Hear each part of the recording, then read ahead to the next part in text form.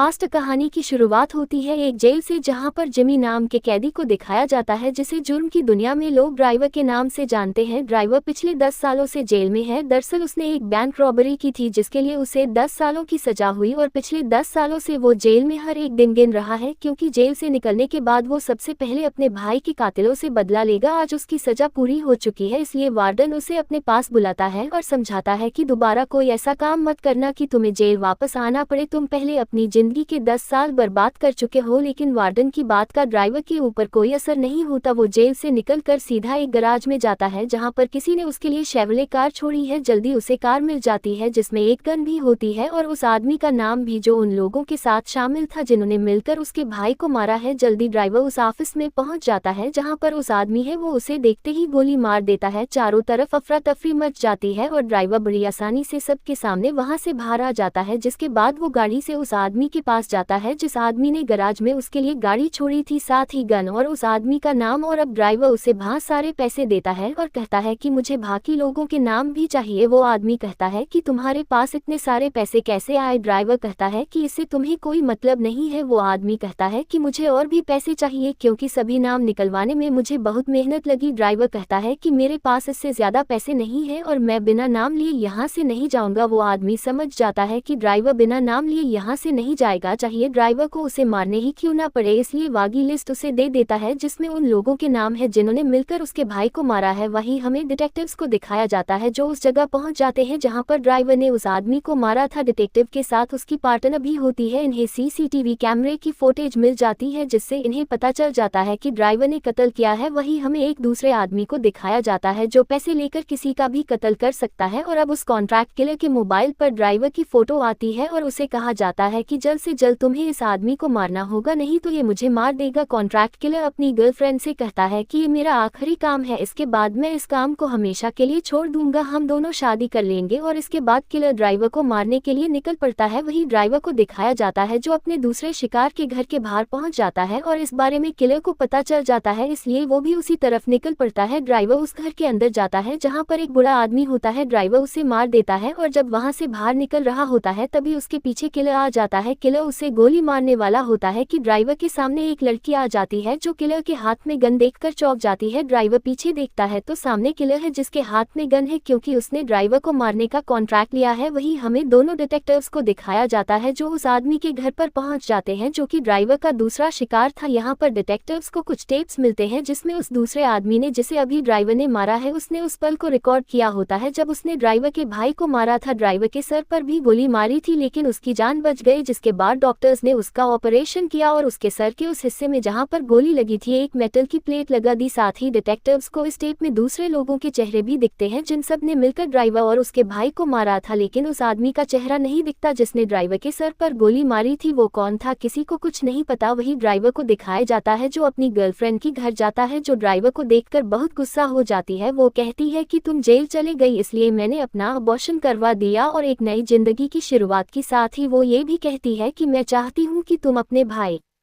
के सभी कातिलों से बदला लो। ड्राइवर यहाँ से निकल जाता है और अब उसकी अगली लिस्ट में एक बाउंसर है जो क्लब में काम करता है। ड्राइवर वहाँ पर पहुँच जाता है और इंतजार करता है सही मौके का, तभी वो बाउंसर वॉशरूम में जाता है। ड्राइवर भी उसके पीछे जाता है। बाउंसर कहता है कि मुझे पता था कि तुम यहाँ पर मुझे मारने के लिए आओगे और वो अपना चाकू निकाल लेता है। ड्राइवर के पास भी एक नुकीली चीज होती है, इन दोनों के बीच में हाथ आपाई होती है और ड्राइवर उसे उस नुकीली चीज से बहुत बुरी तरह से मारता है और उसे मारकर वहाँ से निकल जाता है। लेकिन उसकी किस्मत अच्छी होती है, उसे बच जाता है। उसे हॉस्पिटल में एडमिट किया जाता है जिस बारे में डिटेक्टिव को पता चल जाता है। उसे पता है कि एक बार फिर से ड्राइवर उसे मारने के लिए आएगा। साथ ही किलर को भी पता है कि अब ड्राइवर अपने तीसरे शिकार को मारने के लिए हॉस्पिटल आने वाला है, इसलिए वो भी हॉस्पिटल के लिए निकल पड़ता है। और जब डिटेक्टिव हॉस्पिटल में होता है तभी ड्राइवर बड़ी चालाकी से ऑपरेशन थिएटर में चला जाता है। यहाँ पर उस बाउंसर का ऑपरेशन हो रहा है। ड्राइवर वहाँ पहुँचकर उसे गोली मारकर खत्म कर देता है। गोली की आवाज सुनकर डिटेक्टिव भी उस तरफ आता जाता है और वो ड्राइवर के ऊपर गोलियां चलाता है, लेकिन ड्राइवर बहुत बहादुर है। वो लगातार डिटेक्टिव के ऊपर गोलियां चलाता है और उसे गन पॉइंट पर ले लेता है। डिटेक्टिव को लगता है कि अब उसका अंत आ चुका है, लेकिन ड्राइवर वहां से चला जाता है क्योंकि वो किसी भी बेगुनाह को नहीं मारना चाहता है। वो सिर्फ उन लोगों को मारना चाहता है जो उसके भाई के कातिल है। ड्राइवर गाड़ी से यहाँ से निकल जाता है, लेकिन अब किलर उसका पीछा कर रहा है। किलर उस पर गोली चलाता है, जो गोली उसकी गर्दन से टच होकर निकल जाती है, जिसके बाद ड्राइवर किलर की गाड़ी का टायर पंचर कर देता है ताकि वो उसका पीछा ना करे और यहाँ से वो सीधा अपने घर जाता है क्योंकि वो अपने पिता को भी मारना चाहता है। जब उसके पिता को पता चला था कि इन दोनों भाइयों ने बैंक रॉबरी की है तो इनके पिता ने इनसे पैसे मांगे और जब इन्होंने पैसे नहीं दिए तो इनके पिता ने दूसरी गैंग, तो उसकी मॉम उसे बताती है कि जिन्हें मारने के लिए तुम यहाँ पर आए हो उनकी मृत्यु 4 साल पहले हो चुकी है और उन्होंने कभी दूसरी गैंग को इन्फॉर्म नहीं किया था। दरअसल तुम्हारे भाई की जो गर्लफ्रेंड थी उसने दूसरी गैंग को इन्फॉर्म किया था। ड्राइवर अपनी मॉम से कहता है कि मैं अपने भाई को बहुत मिस करता हूँ क्योंकि वही था जो मुझसे इस घर में बहुत प्यार करता था। उसकी मॉम कहती है कि अगर वो तुमसे प्यार करता था तो उसने तुमसे गलत काम क्यों करवाया। ड्राइवर कहता है कि मैं बहुत अच्छी ड्राइव करता था इसलिए उसे मेरी मदद की जरूरत थी, जिसके बाद उसके सारे कर्जे खत्म हो जाते और अब ड्राइवर यहाँ से निकल जाता है। उसका अगला जो शिकार है ड्राइवर उसे मारना चाहता है। ड्राइवर उसे मारना चाहता है कि वो अब बदल चुका है, उसे अपनी गलती का एहसास है जिसका वो पश्चाताप कर रहा है, इसलिए ड्राइवर उसे बिना मारे वहां से निकल जाता है। इस धर्म प्रचारक की बातें बार बार ड्राइवर के कानों में गूंज रही होती है कि बदले से उसे कुछ नहीं मिलेगा, उसे अपने दिमाग से बदले को निकालना होगा। वो चर्च के अंदर बैठा होता है, तभी वहां पर किलर आकर उसके सर पर गन तान देता है। बाहर हमें डिटेक्टिव को दिखाया जाता है जो अपनी पार्टनर को कॉल करता और बताता है कि मुझे वो दोनों मिल चुके हैं, ड्राइवर और वो किलर जो ड्राइवर को मारना चाहता है। मैं अंदर जाकर दोनों को अरेस्ट करने वाला हूँ। उसकी पार्टनर कहती है कि तुम अंदर मत जाओ, अंदर जाना खतरे से खाली नहीं है, मैं जल्दी वहां पर पहुंच रही हूँ। लेकिन डिटेक्टिव इस मौके को नहीं गंवाना चाहता, इसलिए वो चर्च के अंदर जाने लगता है। वही चर्च के अंदर हमें किलर को दिखाया जाता है जिसने ड्राइवर के ऊपर गन तान रखी है और वो कहता है कि तुम्हें कई बार मौका मिला था जब तुम मुझे मार सकते थे, लेकिन तुमने मुझे नहीं मारा, इसलिए मेरा दिल गवाही नहीं देता कि मैं तुम पर निहत्या गोली चलाऊं। तुम अपनी गन उठाओ, जिसके बाद हम एक दूसरे को मारने की कोशिश करेगी और जो इसमें मारा गया वो हार जाएगा और जिसने मारा वो जीत जाएगा। ड्राइवर कहता है कि मेरी तुमसे कोई दुश्मनी नहीं है इसलिए मैं तुम्हें नहीं मारना चाहता। किलर कहता है कि मैं भी तुम्हें नहीं मारना चाहता, लेकिन जिसने मुझे तुम्हारा कॉन्ट्रैक्ट दिया है वो बार बार मुझे कॉल कर रहा है। और तभी डिटेक्टिव अंदर आ जाता है जो इनके ऊपर गन तान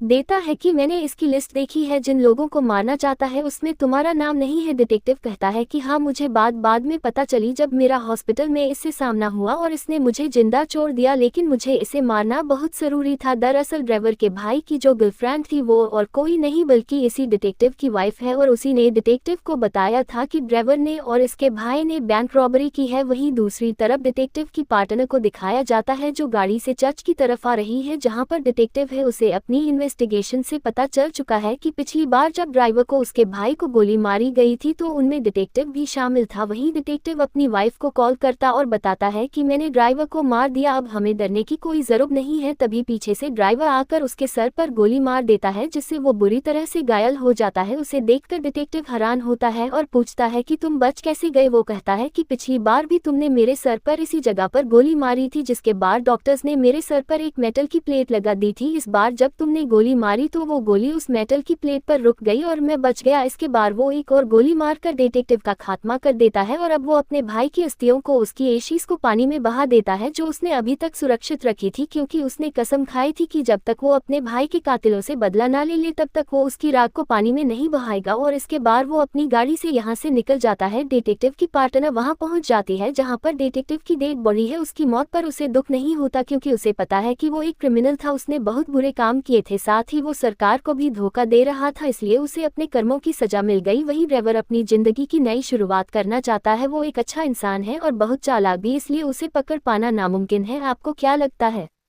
क्या पुलिस उसे पकड़ सकती है या नहीं? कमेंट बॉक्स में जरूर लिखिए। उम्मीद करते हैं कि यह कहानी आपको पसंद आई होगी।